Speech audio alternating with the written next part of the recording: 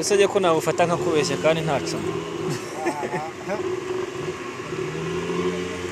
Iyo uhagaze ubona biri gushoboka. Yo hicayeho rero. Utangira kubona kasike yaremeye. Mama. Hari igihe uyameniye ukumva rwose. Hakujya kubona metero zibaye igice cya metero.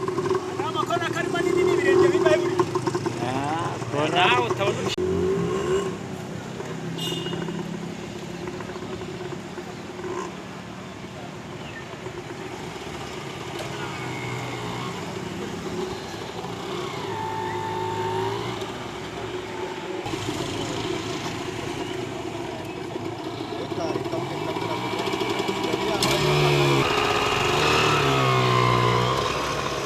Akunda bongera ibitambwe mani. Ntabwo tugiye iyi. Nta mutanga. Nta mutanga.